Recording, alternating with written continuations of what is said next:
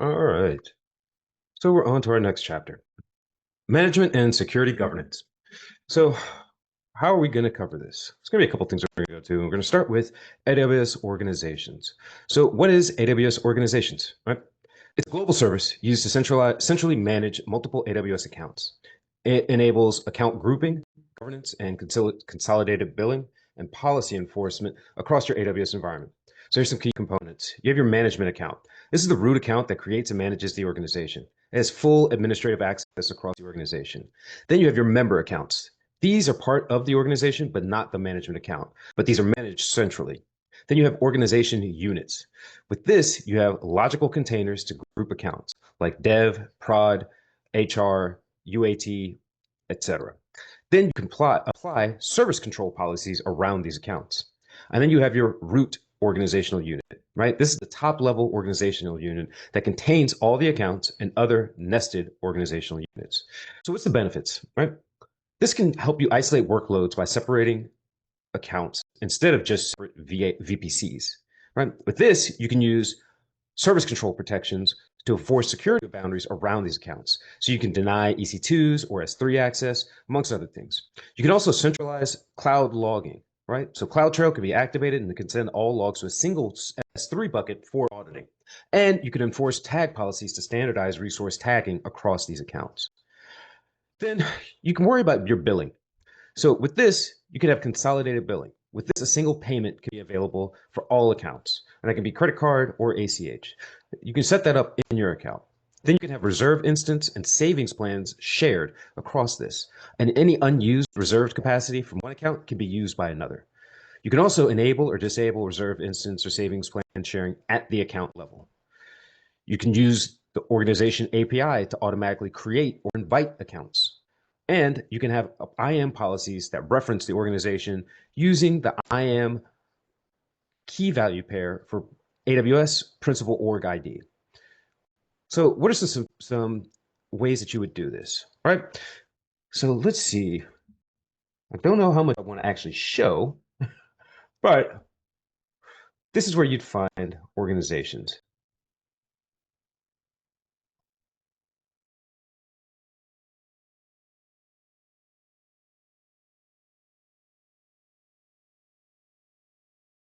Uh, but what we're going to do is show you where that is. Okay. So I believe it would be.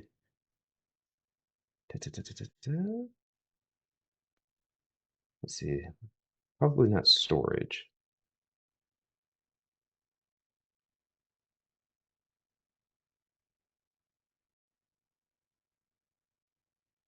No. CloudFormation. No. Customer enablement, maybe? No. Developer tools. No. We're still looking. Oh, management and governance. Yeah, AWS. So management and governance, AWS organizations. Okay. So that's where you're going to find it. From here, you can create your own organization. You could choose to enable all features, which would enable the service control policies, the consolidated billing, and full organizational management. At this point, the account that you set this up within will become the management account. And then you can trickle down to have a pyramid of associated accounts. With that, then you can add AWS accounts. So with this, you can add accounts, and this will be you can add the account name, the email address, and the IAM role. Or you can invite existing accounts. You use this by inviting them via the email address or the account ID. Then there's security and considerations with this, whereas the invited account must accept the invitation. And then you can view this, accept them, and have them consolidated within your account management. Additionally, we can talk about the organizational units, but these are similarly constructed with the accounts. So you could do this in a way where you can set this up as environment-based or business-based. You can think with its environment, you could be for dev, test, or prod for how you would run your applications, or your business units. Think financing, finance, HR, or sales, right? You could also do project-based, or you could do it security-based, how you'd want to go for sandbox, workloads, security, okay? And then within this, you can create custom security, service control policies. But the bigger point is that this is a simple place to set up and you can assign control over subsidiary accounts and then manage them in either a consolidated way or in a way that delineates what has access to what under the organizing account. So, how does this require specializing for the exam, right? You have to think about this as things that you would revolve around security. So that means security service control policies. How do you manage the accounts? What are the inheritance models? Compliance and governance. So what is the centralized control of those accounts? How do you audit these accounts through CloudTrail or even GuardDuty or CloudWatch and deliver those logs and manage it? How do you look up the config rules and tag policies? And what resources are being shared across? Then you have to remember how to troubleshoot this. So how do you access this? What's going on with policies? And then how do you make sure that this works with the rest of your resources within one account or across accounts or managed by the organizing account? Next, we'll go to Control Tower. All right. So Control Tower is a fully managed service. It basically helps you set up, govern, and secure multi-account AWS environments. All right. Let's go over here. Let's see in the menu. Let's see management.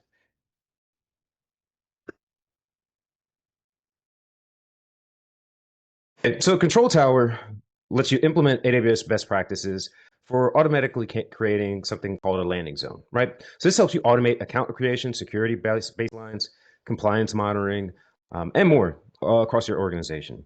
So this is working with AWS Organizations, your service catalog, config, your IAM, which includes your single sign-on, and CloudTrail, and your SNS, your notification systems, and Lambdas for remediation.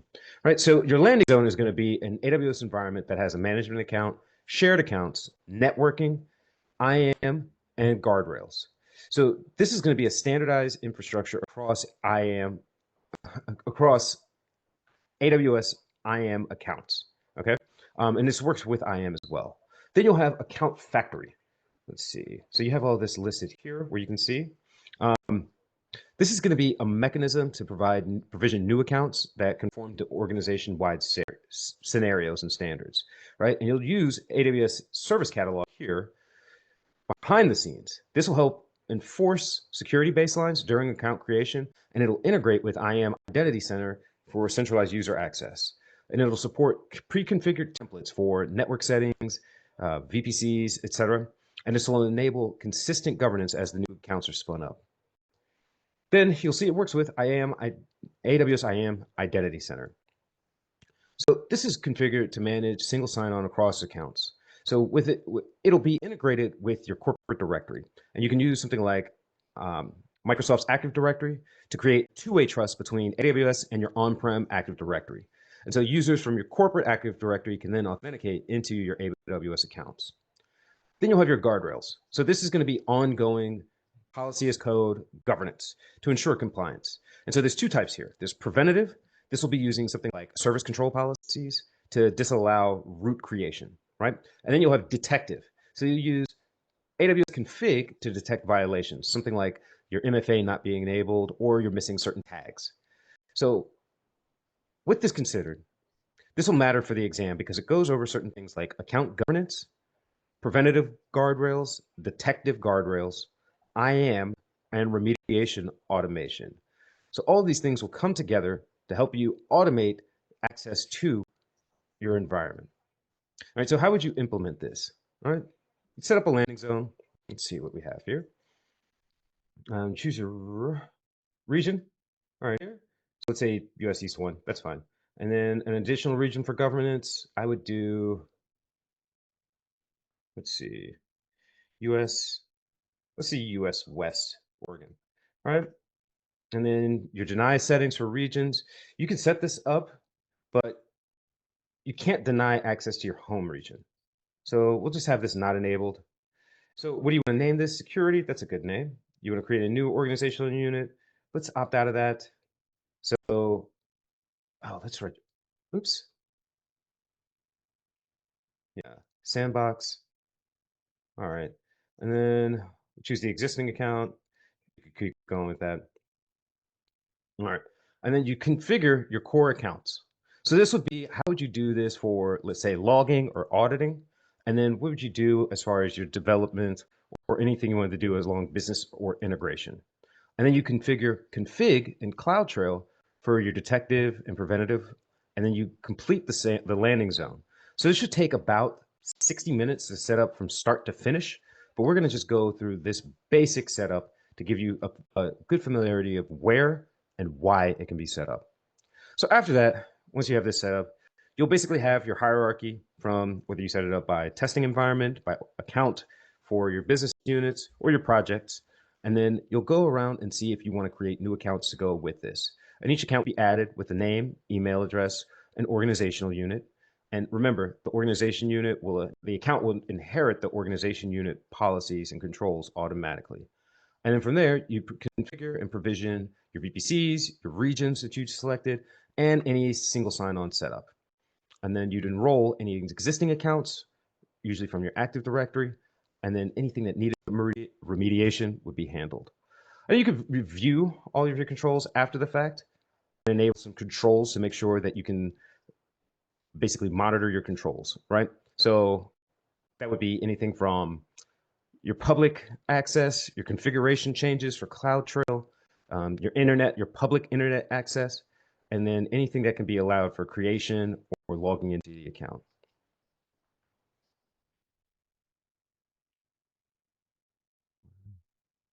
So let's go to config.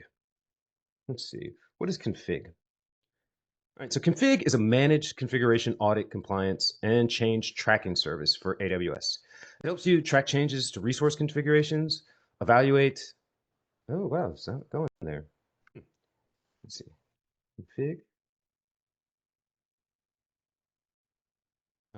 Evaluate compliance against predefined or custom rules, enable alerting and auto remediation when resources deviate from policy, maintain a configuration history and snapshot of your environment for forensic or audit purposes.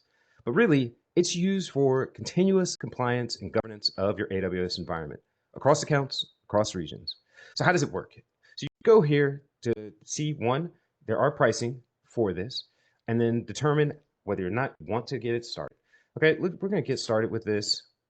So what this will do is let you do something for general, basically all resources or specific resources. So we're going to set it for all. We're going to do, are you going to do continuous or daily? Costs will go up, right? So let's say daily, right? How's that look? It looks like it's set for all globally recorded IAM resources. Okay, you can override for different override settings. Then you decide your governance, right? So if you want to do a specific role or an AWS created role, and then a bucket to deliver everything. So you can create one, or choose one from another account. Okay, go to next.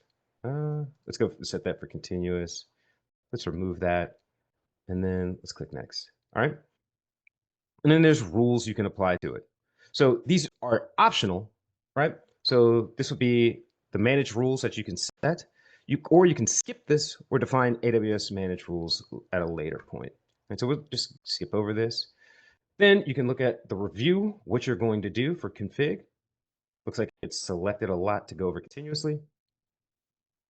And delivery method, looks like it's going to create the bucket. And you click confirm. We're going to click cancel though. So remember, this represents the state of the resource at a point in time for the configuration. And it'll be stored in an S3 and can be queried using something like Athena. And there are certain rules that come with it. So you have your managed rules and custom rules. The ones that are managed are defined by AWS. And the ones that are custom can use the Lambda functions to write custom logic. You'll have to work on that.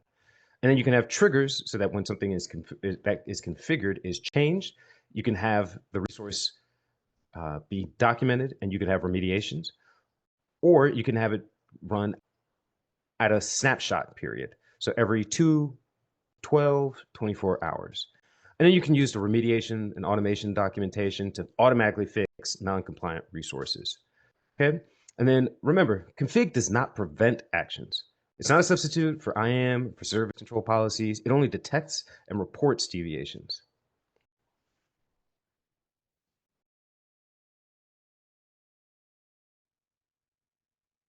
Also consider cost.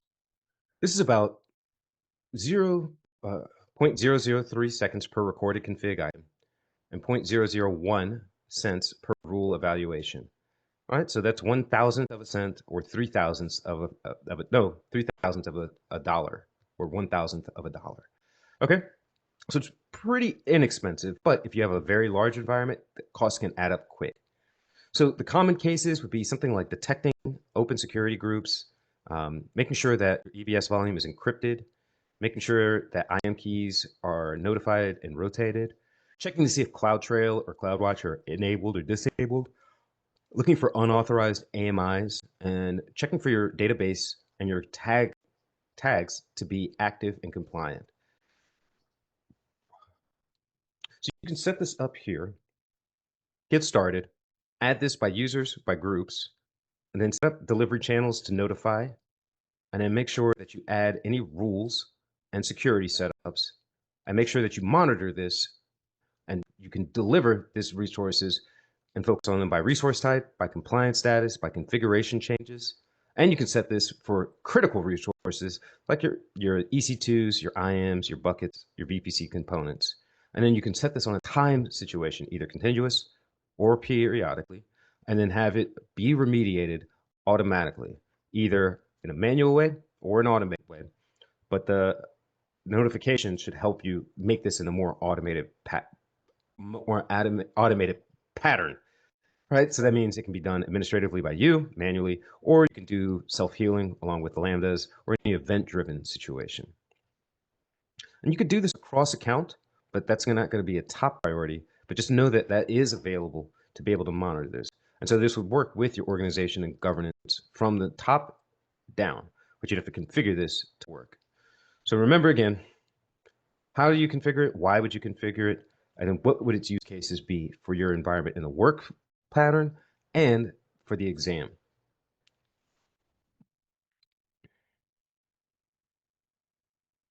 All right, so we're going to go into our next section. So it's going to be cost anomaly. Let's say cost anomaly. All right, so let's say how financial management. What would this be?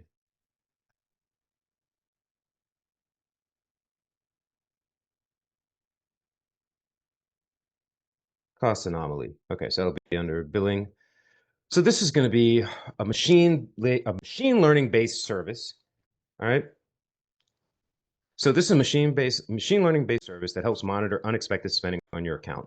This will really help you if you leave something running, and that can add up. I've had bills that have come up 20 bucks, 50 bucks, way more than I expected, and some people can get thousands. So here's some key features, right? You can detect unexpected cost spikes or continuous increases. You can use historical usage patterns to define a baseline, and there's no need for manual thresholds or static alarms. This is very dynamic. So say, for example, you launch an expensive EC2 that would be like a C6i, 8x large, right? And you launch it in an environment you don't typically use, like Asia Pacific. Well, Cost Anomaly would actually start looking for stuff like this that's beyond your normal usage pattern and send you alerts, and you can have custom rules with this. So you would use this if, well, it's not a direct security service. It plays a role in detecting financial impact and misconfigurations or compromise. So if you had somebody trying to get into your account to mine for Bitcoin, let's say, right? So this will look for accidentally launching large EC2s or GPUs, cryptocurrency mining, or rapid S3 traffic, right? So when you're looking at this on the exam, you'll look for questions to ask for which AWS service is going to alert you to unexpected cloud spend without thresholds. This would be the service. All right. So, okay.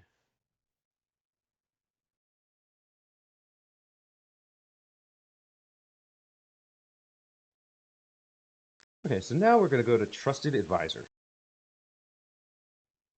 Trusted Advisor. All right. And then the hamburger menu, we're going Management and Governments, down to the bottom, Trusted Advisor. So I've not used this, but one thing you want to do, see if we can refresh all checks. It's not going to do anything, but it's never not wrong to see if it can refresh. You'd have to upgrade this to get support with this. So this is not a free service, right? But it does provide cost savings and it does have cost for it. So one thing you do, you go to the AWS account, you put a support plan information in. Uh, ooh, looks like it does have some information here. All right, so I'll have to update that.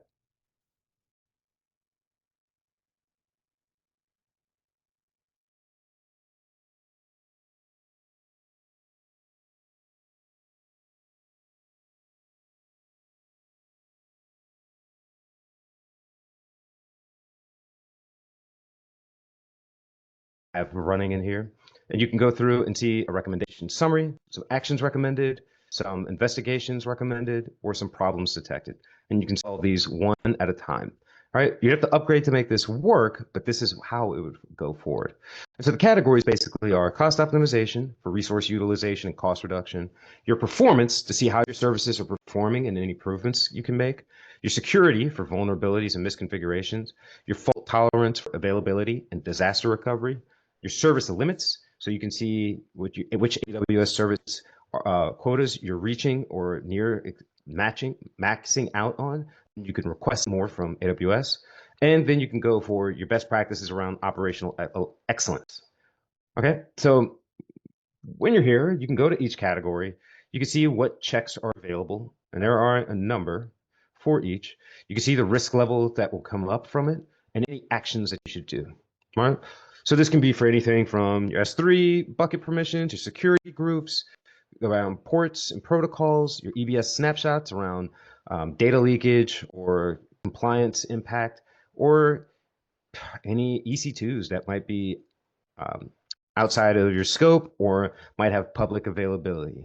Okay, and then you can get a detailed security analysis along with this. So if you go for a specific security check on a specific resource, and then you can go into the details and look for the specific resource, like the ARN number, which is the resource number, the region, and the status. And you can see what guides are available to remediate this, like basically step-by-step instructions for fixes. And you can do this in the GUI, which is preferable, or you can do this. I'm sorry, you can do this in the CLI, which is preferable, or you can do this in the GUI, which is a little simpler for more junior users. All right, and then you could do some advanced checks like for IAM use or CloudTrail use, or your MFA, multi-factor authentication. And then you can check to see your service limits. And then you can go down for each one and see what's available and how you might use this. Obviously, security is going to be the most important for people in this exam. And it looks like most of ours are solid or not available because we don't have anything built out. Okay, and I did fix this. Um, it was on a security group that was on no VPC, but because it detected that it had a 0.0.0 open, that it was an issue. So it's very useful. Okay. So let's see. One of the things you should do is figure out how you want to have reporting set up. So you should really set up a dedicated Cost Explorer report and schedule these reports to look for any security issues, any compliance issues, some multi-account summaries, and then do summaries of this for your team and for your overall leadership on a regular interval, either daily, weekly, or monthly, typically weekly or monthly.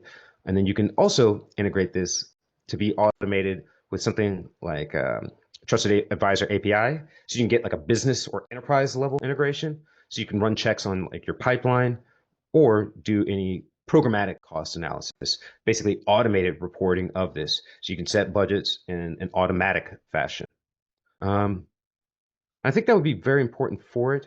But just remember to go through recommendations, how they'll be used, what would you do with this for any security, cost, um, or organizational needs? And then how would you use this to optimize your responses, make correlations, and then solve those problems? And then what would you do to balance out all of these features from the recommendations here on the left side? All right. And this would be something good for operational excellence, basically.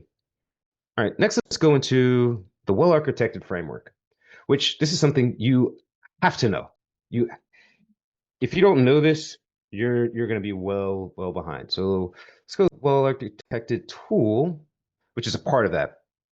All right, but this is basically like the code of conduct for Amazon. And so you have the well-architected tool, which is basically a way to go forward and see if you're meeting the well-architected framework.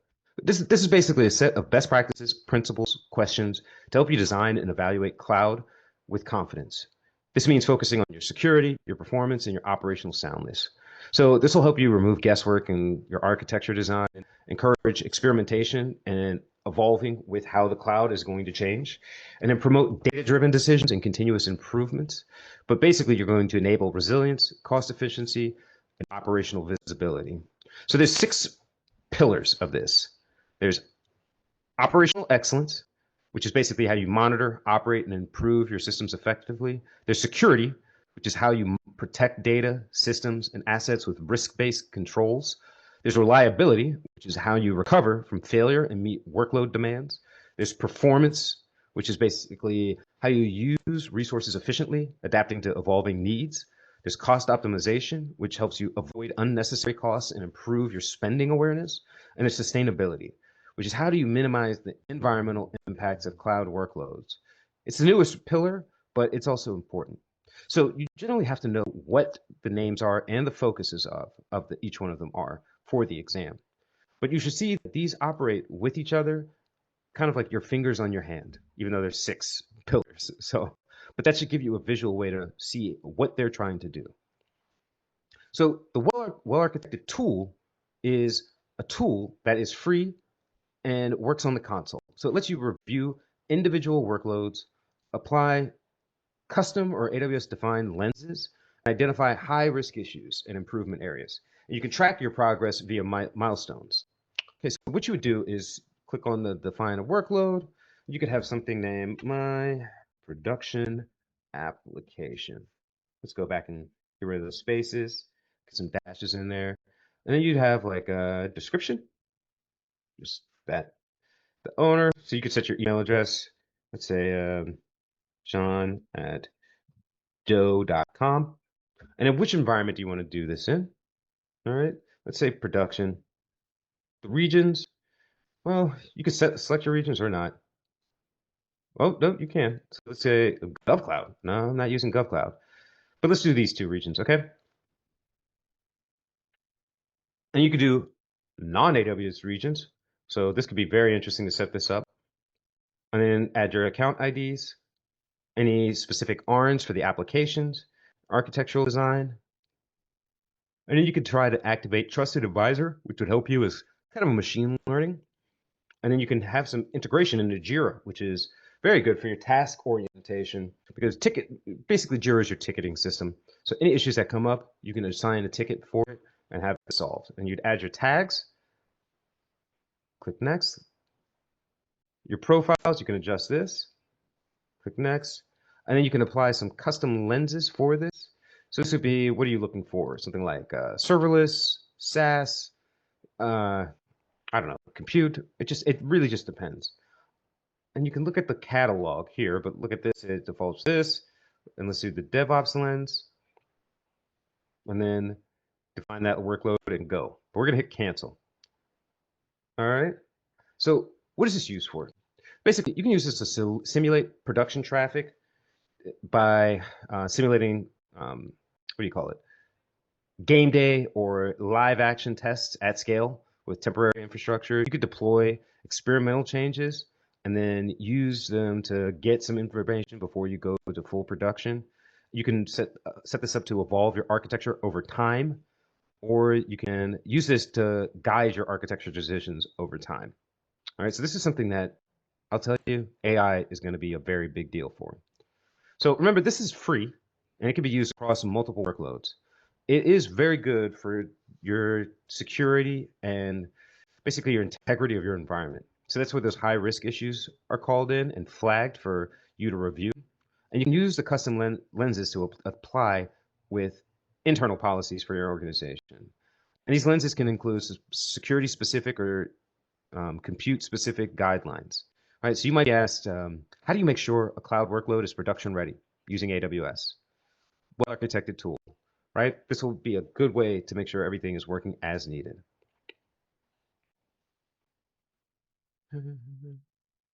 All right, so we're going to go into our next, which is Audit Manager. All right, Right. Manager. All right. All right. All right. So you can click over here, click on management, and then up. Uh-oh. Maybe I got it in the wrong place. Let's try. It would be under security, identity, and compliance. Okay. So Audit Manager is a fully managed service designed to help organizations that want to continuously audit their AWS usage. If you want to simplify compliance with regulatory frameworks, this is your tool. And you can also automate evidence collection for third-party and internal audits, right? So it turns what would normally be manual spreadsheet-based audit into a real-time automated process to align with your AWS environment. Right, so you could do this if you want to prepare for a compliance audit for, let's say, HIPAA, PCI DSS, SOC 2, on down the line. You can do continuous compliance monitoring, so you can maintain a real-time view of your audit posture.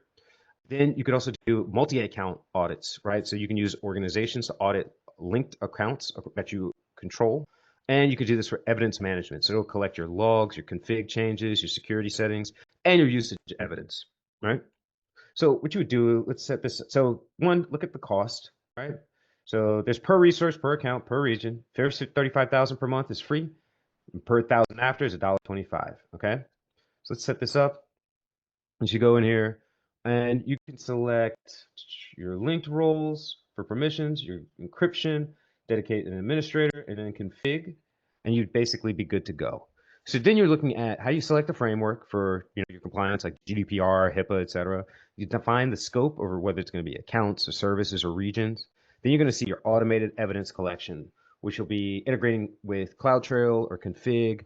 And then you'll review the controls, go for it to mark down things as either manual or automated, and delegate the review to your team members or auditors, and then start remediating where non-compliance is found. All right, and at that point, you can generate reports and be ready to submit this for audit. Right, and this integrates with a lot of sources like Cloud Control, like CloudTrail, Config, Security Hub, Control Tower, and License Manager. Right. So with full integration, if you had full integration with like Security Hub and AWS Config, you could have control evaluation stay aligned with real-time infrastructure state, meaning you have a real-time compliance monitoring tool that can help you stay in legal bounds and practical, functional, operational bounds, which is ideal for any major organization, even minor organization that wants to meet certain standards. All right. So remember for the exam, compliance and reporting, continuous auditing. Also remember, multi-account and multi-regional compliance can be set up for the scopes. And you can integrate the evidence gathering from a number of other AWS monitoring and managing services. Okay? So let's see. Let's go into the next one. CloudFormation. All right. So you can create and manage resources. All right. So what is CloudFormation? CloudFormation is AWS's own declarative infrastructure as code service, right? So this lets you define and provision your AWS resources using YAML or JSON templates. So it'll automate the resource creation, configuration, and updates and deletions. So think of it as creating blueprints for your cloud architecture. So you use this for infrastructure as code to create automated, repeatable infrastructure across regions and across accounts. And you can use this to make cost estimations and tagging. So it would help you with your billing or your resource tagging. You could create different environments to simplify the deployment of identical resources in environments without or with minimal human error. And you can schedule automated building or tear down. So you could have your resources, let's say your business day is, you set your office business day is 9 to 5, but your workloads need to be handled from 8 to 8. You can set this to tear down at 8 p.m. And rebuild at 8 a.m. Okay. So a couple of key features is that it's declarative. So you describe what you want in your code. So you can talk about your EC2s, your security groups, your S3, and what it is, not how it works, but what it is. And then you can determine, then CloudFormation will determine when it's building, how this order will be executed. Then you can have stacks. So the stacks is how you deploy the instance of the CloudFormation template, right? So you can see the stack, create the stack. And CloudFormation will manage all stacks collectively. And you can do updates with change sets where you can preview changes before applying them, and it'll automatically detect and replace affected resources when needed.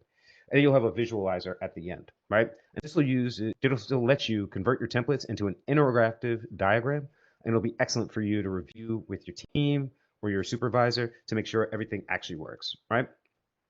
So one of the things you know is that CloudFormation lets you assume IAM roles to manage resources securely. It works with the principle of least privilege, which is incredibly valuable, and users only need to assign the IAM pass role to delegate authority.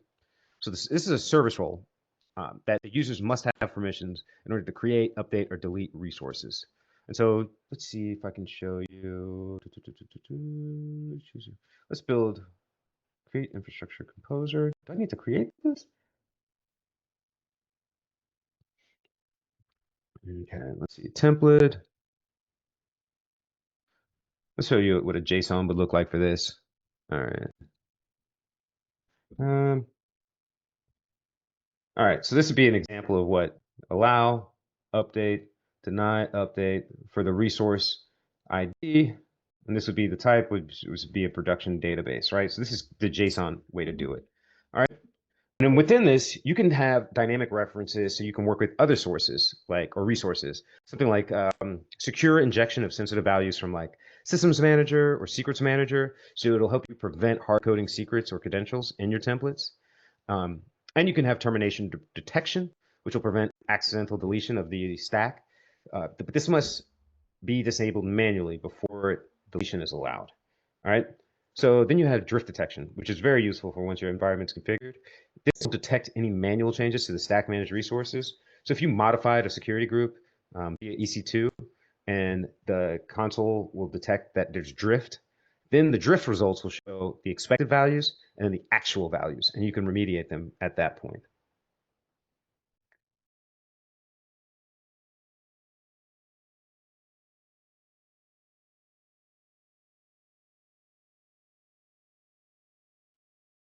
All right. This meeting is being recorded. So you can do this and have some advanced features where you can validate this on the CLI, or you can do this and integrate it within your CI/CD pipeline. So that's for more secure and automated deployments, which makes you a much more dynamic way. So what's some key takeaways? One, realize this is your infrastructure as code from AWS, right? This is where it's a cloud native solution. It's very repeatable and reviewable. You have to secure the stack with your IAM provisioning and delegation. So you have to have the correct service role, the pass role, and then another thing is you have to make sure that you have dynamic ways to secure any injections, realizing with secrets, credentials, anything along those ways. And then you need to have your resources being protected during your different environments like dev or prod so that you know what's going abroad to each one of them and how they're actually being configured. And then at that point, when they're deployed, you can detect this with your drift configuration for any manual changes you might have made, and you can remediate that. Then you want to have your termination protection enabled so you can prevent accidental deletions, and you can even more actively set this up to enforce security via CI/CD pipelines. All right, so remember it's declarative. Remember the stacks and drift detection. Remember the service roles and IAM, termination protection, and the guard to validate the templates in an automated fashion. All right, so you can do, let me show you another one. Yeah, here would be another one. All right, so this would be an automated YAML file. We'll show your EC2. Oh, sorry, EC2. You can put your VPC, little description, key pair. There's a lot of resources it would create here. And then IAM roles, tags, and this would be an automated way that you could build this out. Okay, I'm going to delete that and move forward a little bit. But you need to remember, you have to be security focused with your naming, your keys, your IAMs, and then make sure your security groups within anything you create are established. So this is automated. This is an abstraction away from you clicking on the GUI, but it's a programmatic and automated way to do this. All right. And then I think that might be all that we want to cover for this. Um, yeah, I'd say, the last two things you want to remember: security monitoring, right? You can integrate this with CloudWatch and CloudTrail, right? Primarily with CloudTrail, you want to do this for events logging. So when this is built, any security issues happen. That could be anything from API calls to resource changes, right? This can be documented in CloudTrail, which is something that would be useful for you for audit. And then for Event Bridge, you can have an automation set up so if something occurs, you can have your stack actually change and see whether something was created, updated, or deleted, and then send a notification to your team. All right. And you can do this within one account or cross account, but then you have to have your security team set this up correctly. All right. Let's go to service catalog. All right. Yeah, we're gonna leave. We're not creating that. We're not creating that. All right. So let's see. Management governance. Let's see if this is here. Okay, service catalog is under management and governance. All right, so this is an API call service, as you can see, with the cost of, let's see, 0 to 1,000 API calls is free. Over 1,000 is 7/10,000ths of a dollar per call. Okay, so it's affordable unless you have a big service that's running. So what is service catalog? This enables centralized governance and self-service provisioning of pre-approved AWS resources. So it'll help your organization control which products like CloudFormation stacks users can deploy. And it doesn't need them to write templates or have full AWS access. Okay, so your primary use cases would be for your admins or platform engineers who could define and control the infrastructure products that users can deploy, or you'd have your developers or analysts. These people could launch pre-approved, secure, and compliant cloud resources easily from a self-service portal. All right. So some key concepts you want to remember. What are your products? This would be something like a CloudFormation template that defines a deployable resource, like an EC2 instance, um, RDS database, or VPC. Right. What's your portfolio? This would be a collection of related products, so you can assign access permissions at a portfolio level. And you have your launch constraints. These would be role-based permission controls on how a product gets deployed, like how do you use a specific IAM role. And then you have your end user. So this would be the IAM principal. So that would be the person or team that's allowed to deploy the approved products. So how does it work, right? So when you can, let's see, let's click get started. Oh, no, that went, oh. All right, let's see product. All right. Um, So one, you would create a CloudFormation template for an approved infrastructure configuration. All right. At that point, you could define it as a product in the service catalog. You could group it into a portfolio, like your dev environment, your prod environment, or standard databases, right? And you could set IAM permissions to allow specific users or roles to access the portfolio. And then you can enforce a launch constraint using a predefined, excuse me, IAM role to control execution. Sorry for sneezing. That was not expected. Mm. Okay, well, you see the product here. So what can a user do, right? So you can go to the service catalog, you can view only the portfolios or products that the user is allowed to see. From here, you can launch a product via a guided GUI-based wizard, right? So let's try that. Or you can create one, right? And then behind the scenes, CloudFormation will provision the infrastructure with organizational best practices embedded. So why is it important, right? So you have standardization. So this ensures that all the deployed infrastructure follows the organization's policies. You have compliance, which is the pre-approved templates to help enforce tagging, network boundaries, encryption, and whatnot. You have IAM role delegation, which is like a who can deploy and how it's deployed, parameters for using those launch constraints. Then you have isolation. So users don't get direct access to AWS resource provisioning, just to service catalog. And you have audit and logging, which is where actions taken via service catalog can still show in CloudTrail under assumed roles. All right, so you can go through with a lot of different resources to make sure that this works with your templates, URLs. There's a lot of different ways to manage this. Okay, so a couple of things you should remember is that this is about your least privilege, your infrastructure standardization for actually what you can build and who can build it. How do you basically securing your resources and having good cloud governance, right? So if you're in here, let's see what you would do. Let's see, portfolios. You create a portfolio, name it my portfolio, enter description. Okay,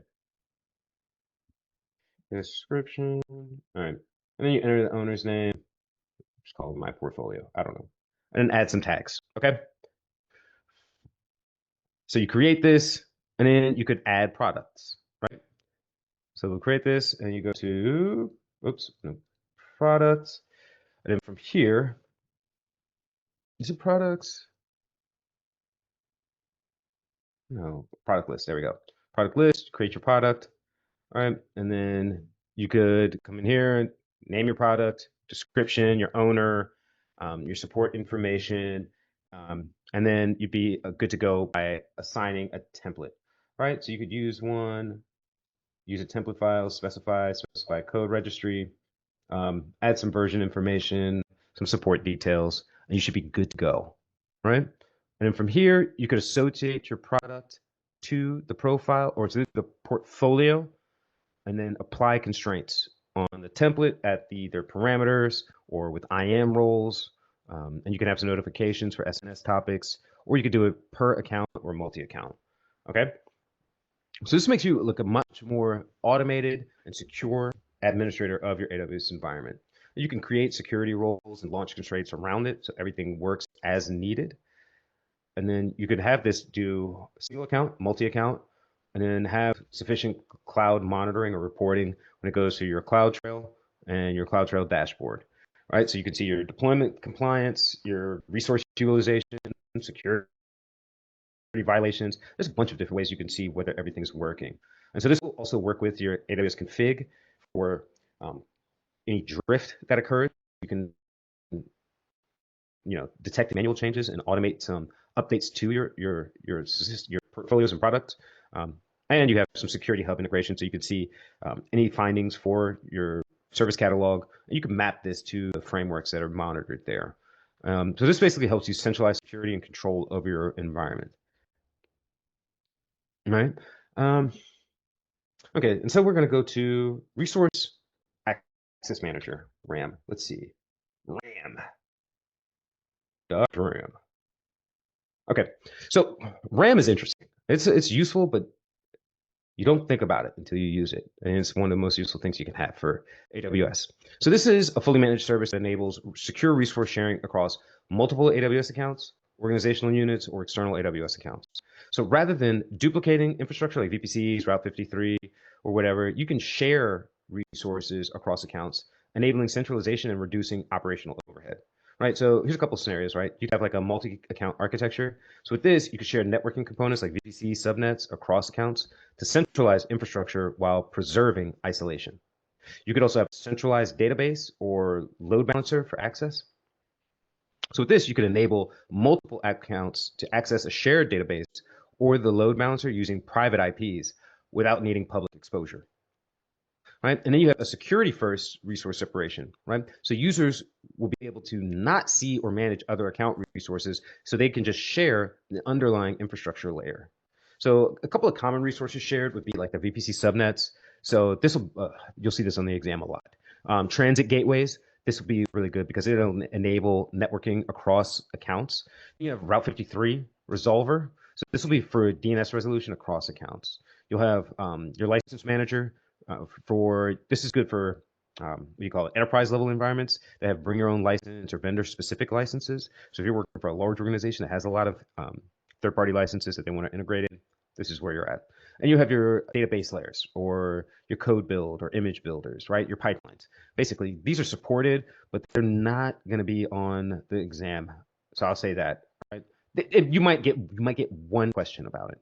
But two things you cannot share are the security groups and default VPCs.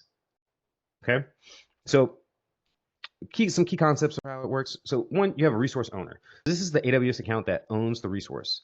Let's say a VPC or a subnet, right? Then you have the principal.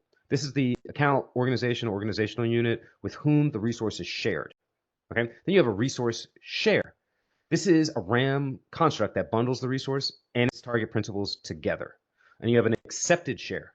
So this is where the principals must accept the shared resource before they can use it. So for an example, right, you have account owner A, they can create a VPC and a private subnet, right? And then account owner B can create an EC2 instance inside the shared subnet. And then account owner C can create a load balancer inside the shared subnet.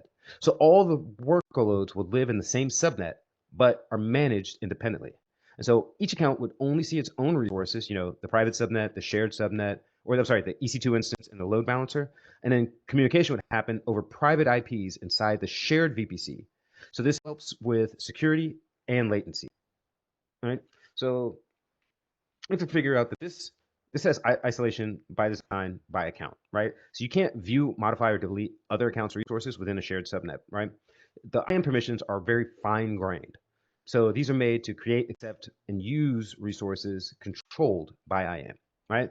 And then you have, while security groups aren't shareable, you can reference security groups across accounts for access control, right? Like if you have a database that allows egress from EC2 in another account via a security group. Okay, so you can point to it. Okay. So let's say, what else could you think about for this? Yeah, so let's say, how would you want to do this? So let's say you're an access manager. I'm sorry, yeah, resource access manager. How do you want to do it? So you want to make sure that you have your organization set up, which that might actually prevent me from using this. Um, if your organizations are set up, then you want to have everything enabled. Um, let's see. Let's try and create resource share. All right, so let's say VPC share. Okay, so let's see. VPC.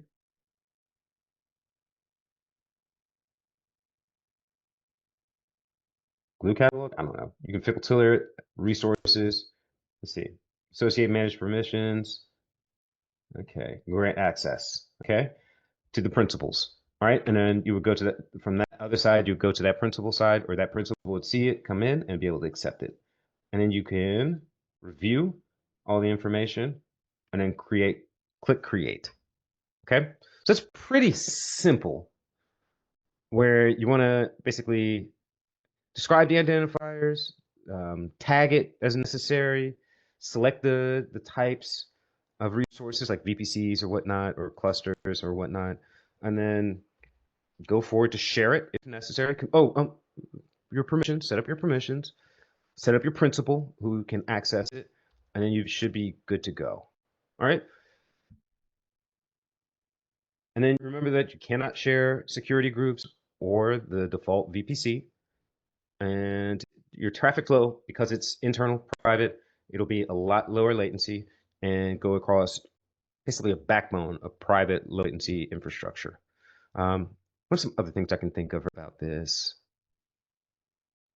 Well, for compliance and monitoring, that would be very important, right? CloudTrail is going to be big because all the RAM API calls are going to show the sharing operations that are logged.